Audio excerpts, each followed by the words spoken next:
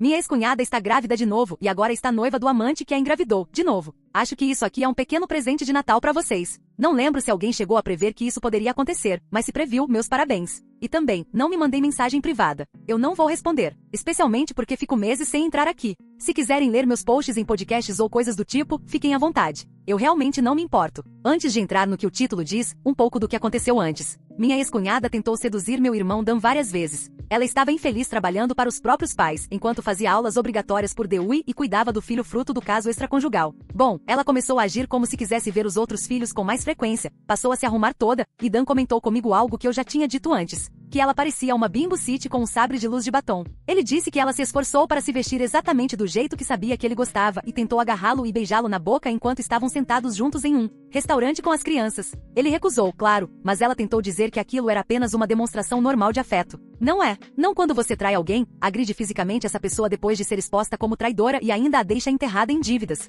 Depois que ela ficou com as crianças por um fim de semana, encheu a cabeça delas com a ideia de que ela e o pai, Dan, precisavam voltar a ficar juntos. Minhas duas sobrinhas, apesar de tão novas, adoraram a ideia de os pais voltarem. E tentar explicar para uma criança pequena, de forma apropriada, que isso não vai acontecer é algo devastador. Ainda bem que eu não precisei fazer isso. Desculpa, Dan. Enfim, a ex-cunhada tentou várias vezes. E além de tentar culpar emocionalmente Dan usando as crianças quando ele recusou os avanços dela, tentou envolver minha mãe. Ligou para minha mãe tentando conseguir apoio. Só que minha mãe acabou com ela. Não quis saber de nada depois do que a ex-cunhada fez com a família. A ex-cunhada tentou aquele discurso de por favor, pensem nas crianças. Nós estamos pensando, ok? Esse é justamente um dos motivos pelos quais Dan não vai voltar com ela. Dan disse que a ex começou a ficar meio delirante no segundo encontro depois que voltou a tentar seduzi-lo. Nas palavras dele, ela me olhava daquele jeito em que você percebe que a pessoa não está realmente olhando para você, mas tentando olhar através de você, só para não ter que pensar em você naquele momento. Obviamente ela queria recuperar o que perdeu, mas não o amava. Ela amava a estabilidade financeira que tinha com ele. Ela chegou a oferecer comprar um trailer maior do que o que Dan mora agora para que pudessem viver juntos. Dá pra ver o nível do desespero quando alguém aceita morar num trailer, mas Dan não caiu nessa. Ela desperdiçou uma década da vida dele, deixou ele cheio de dívidas, usou chantagem emocional e envolveu as duas filhas. E aquelas meninas choravam, dizendo coisas como "por que não, papai?". Só de lembrar disso já me dá um aperto no peito. Dan deixou claro que o navio já tinha partido no momento em que ela decidiu trair, e que não existe nenhuma possibilidade de voltarem, a menos que por algum milagre absurdo eles fossem as últimas pessoas na Terra. E como a ex-cunhada provavelmente não vai arrastar Dan e as crianças para um bunker improvisado feito de trailer, concreto barato e cosméticos usados durante um apocalipse zumbi, simplesmente não existe chance alguma. O filho de Dan, meu sobrinho, sempre ficou do lado do pai. Diferente das irmãs, ele se lembra bem dos maus tratos da mãe e diz que provavelmente nunca vai perdoá-la. Quanto a mim, a ex-cunhada não chegou nem perto. Dan diz que ela se recusa até a falar sobre mim. Então, nesse ponto, a Bimbo City com o sabre de luz de batom basicamente finge que eu não existo. Tudo bem pra mim. Meus pais continuam como estavam na última atualização, bem e totalmente do lado de Dan em não permitir que a ex volte de forma alguma. Ah, e finalmente descobrimos quem era o macaco voador que ficava ligando repetidamente para Dan e provavelmente pra mim também. Era a mãe da ex-cunhada. Isso mesmo. A mãe dela era maluca fazendo aquelas ligações. Dan quase não tinha contato com a ex-sogra e nem reconheceu a voz dela no telefone.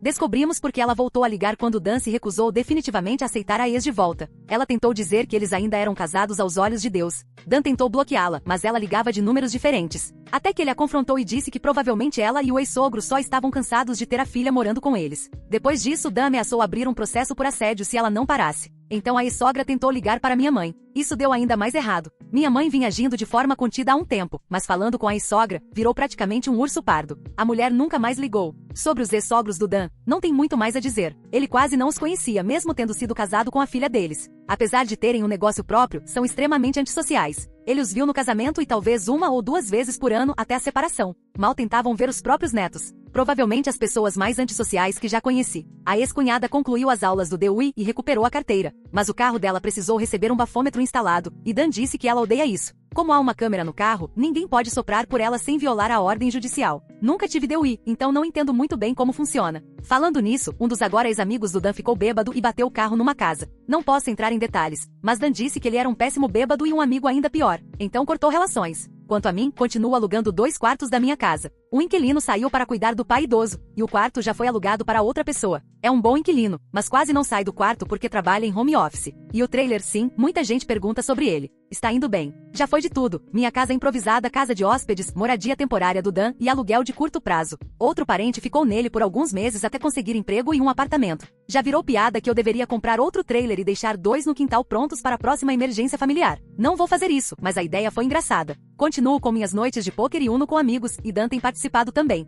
Ele está bem mais feliz agora, apesar de ainda estar atolado em dívidas por causa da ex-esposa. Agora finalmente o que vocês estavam esperando. Lembram do amante da ex-cunhada, o idiota de língua de bronze?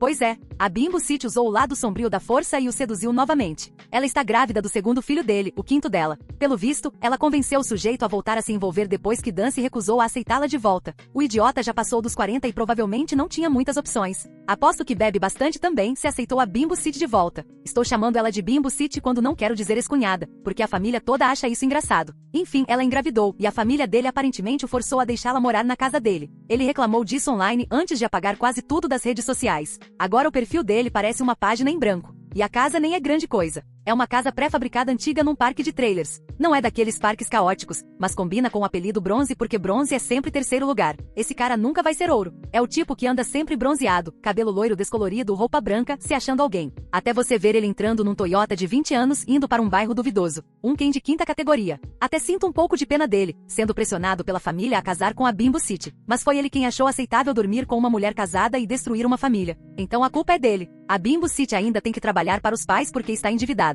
Só não precisa mais morar com eles. Aposto que a maior parte, se não todo o salário, vai para creche e dívidas. Então ela continua presa a um emprego que odeia, criando uma nova família e casando com um amante que ela engravidou de propósito. Vai faltar dinheiro por muito tempo. Uma pena que ela não pode simplesmente ficar no sofá dele bebendo depois que o bebê nascer, como claramente gostaria. Não faço ideia se ou quando o casamento vai acontecer. Nem sei se ele já comprou um anel. Só sei que estão noivos. E se o casamento acontecer, provavelmente será depois que ela tiver o bebê e perder o peso extra. Aposto que ele vai estar bêbado no altar, se isso realmente acontecer. Por favor, me digam que eu não sou a noiva mimada, Bridezilla, aqui. Estou procurando conselhos, porque essa situação vai muito além dos limites das interações humanas normais, e eu já não tenho tanta certeza de quais são as regras nesse tipo de cenário. Então, casamentos sempre vêm acompanhados de um drama extra, e eu tentei muito manter o nosso casamento livre disso. Por vários motivos, rebaixamos nossos planos de um casamento em destino, no mesmo país, à beira da água, para algo local, simples e de baixo orçamento nas montanhas. Minha avó mora lá em uma cabana chique e já tinha comentado como ficaria feliz se nos casássemos na floresta dela, então pareceu uma mudança natural. Como mudamos o local, cerca de 1/3 dos convidados agora precisaria viajar sem ter planejado isso antes, então estávamos correndo para ajudar as pessoas a encontrar onde ficar. Nossa lista de convidados já tinha caído de cerca de 60 para 30 pessoas, então essas 30 eram muito importantes. Uma das primeiras pessoas para quem ajudamos a arrumar hospedagem foi a amiga em comum que nos apresentou. Ela levaria 2 cachorros, então sabíamos que isso complicava um pouco os planos, e queríamos facilitar tudo ao máximo. A melhor amiga da minha avó também tem uma das outras cabanas da vizinhança, tem cachorros e uma casa de hóspedes, então perguntamos se a amiga dos cachorros, a C, poderia ficar lá, e a melhor amiga da avó aceitou feliz. Avançando uns 6 meses, faltavam poucas semanas para o casamento.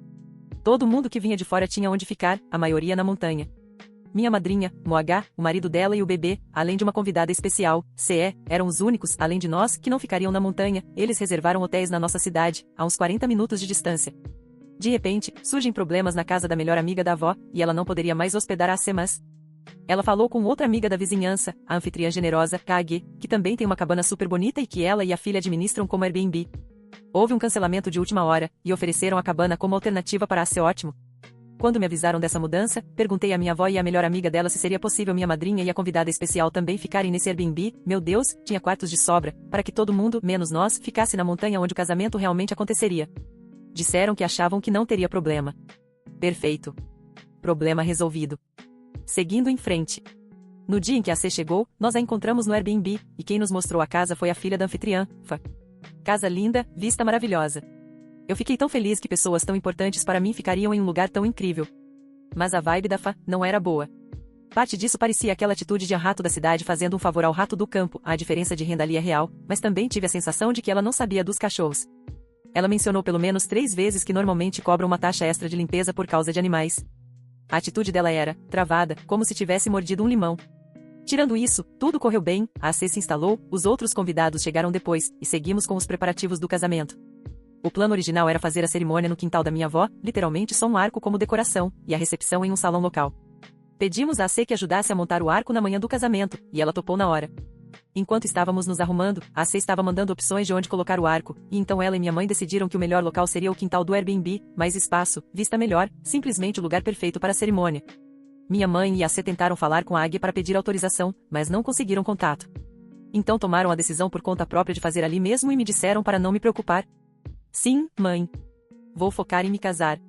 A cerimônia foi linda, as fotos ficaram maravilhosas, foi ainda mais perfeita do que eu imaginava. Não foi longa, depois fomos para a recepção, enquanto alguém ficou para desmontar o arco. Poucos convidados, cerimônia curta, tentativa clara de causar o mínimo impacto possível. Na manhã seguinte, as pessoas começaram a ir embora. A AC passou para se despedir antes de sair da cidade. Ela comentou que tinha planejado fazer uma limpeza bem caprichada no Airbnb por causa dos pelos dos cachorros, mas que se confundiu com o horário de check-out e perdeu uma hora de limpeza. Anotado. É aqui que as coisas realmente começam a desandar. A Fá ficou aparentemente furiosa com o estado em que a cabana foi deixada. Tão furiosa que saiu reclamando para a melhor amiga da avó. Foi tão ruim que, no dia seguinte, o marido dessa amiga foi até lá com o talão de cheques e perguntou quanto custaria para nunca mais ouvir falar disso. Uma merda, mas resolvido, certo? Errado. A Fá conseguiu o contato da minha mãe e pediu para se encontrar com ela. Nesse ponto, já tinham se passado 3 semanas do casamento. E ela tinha uma lista de reclamações. Eles esperavam apenas um hóspede, não 5. Não estavam esperando cachorros. O Airbnb tem política expressa de AC em eventos, então fazer a cerimônia ali não era aceitável. O encanamento não suportava a quantidade de pessoas que ficaram lá. Meu irmão e a namorada dormiram em um dos quartos vazios e moveram alguns móveis sem colocar de volta, então a Águia e a Fá tiveram que arrumar, e nenhuma das duas é jovem, mover móveis é coisa de gente nova. O Airbnb estava tão imundo que a faxineira levou 2 dias para limpar. Talvez houvesse mais coisas, mas essas foram as principais. Ela estava furiosa, dizendo que ninguém trata a mãe dela daquele jeito, que eu sou uma pessoa arrogante e que devo um pedido de desculpas à mãe dela. Minha mãe fez aquele sorriso educado, pediu desculpas e disse que falaria comigo para eu pedir desculpas à Águia. Quando isso chegou até mim, pedi uma reunião de família com minha mãe, meus avós e a melhor amiga da avó com o marido dela. Para mim, isso tudo parecia um enorme problema de comunicação, e eu queria garantir que todos estivessem com as mesmas informações. Eu tinha 2 perguntas principais. O que exatamente eu fiz de errado que exige um pedido de desculpas? Se eu não fiz nada errado e esse pedido de desculpas for apenas para manter a paz, o que exatamente eu devo dizer? As únicas pessoas que aceitaram conversar comigo foram minha mãe e minha avó, que estavam tendo conversas paralelas com a melhor amiga da avó. Todo o resto não quis se envolver. Pelo visto, a Fá é conhecida por ser meio instável e por não largar os ossos. Então todas as mulheres envolvidas só querem que eu peça desculpas para que tudo acabe. E eu continuo voltando às mesmas perguntas.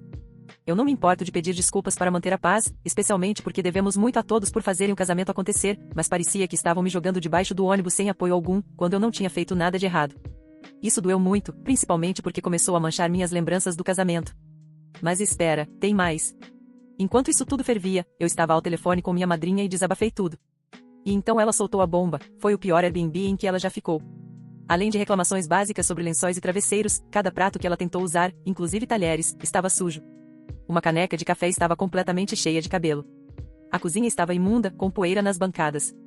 Ela não quis dizer nada antes porque não queria estressar a noiva e porque a hospedagem foi gratuita. Mas, quando dei permissão, ela falou tudo. E confirmou o que eu suspeitava, nenhum dos convidados especiais teria deixado aquele lugar no estado que justificasse 2 dias de limpeza. Então aqui estamos. Do meu ponto de vista, embora exista pelo menos uma reclamação legítima, a cerimônia, a Fá está basicamente sendo uma valentona, exagerando tudo a um ponto absurdo e extorquindo dinheiro das pessoas. Minha mãe começou a ver as coisas como eu, mas ela cede fácil à pressão e tende a concordar com quem fala mais alto. Eu amo minha mãe, ela é incrível, só não tem o instinto de uma mãe ursa, o que seria muito útil agora. Todo mundo prefere ignorar a situação, mas ao mesmo tempo reconhece que a Fá não vai deixar isso morrer. Isso significa que, mais cedo ou mais tarde, eu vou ter que lidar com ela. Enquanto isso, não me sinto mais confortável em ir à cabana para visitar a família, então ela conseguiu criar uma barreira emocional entre mim e minha família, e minhas memórias do casamento agora têm essa nuvem escura sobre elas. Sinto que já perdi. Só falta o discurso de concessão. Não sou muito de redes sociais, então não garanto que vou responder aos comentários, mas eu realmente gostaria de ouvir opiniões externas sobre essa situação. Inclusive algumas armas e escudos verbais para quando ela inevitavelmente vier me confrontar.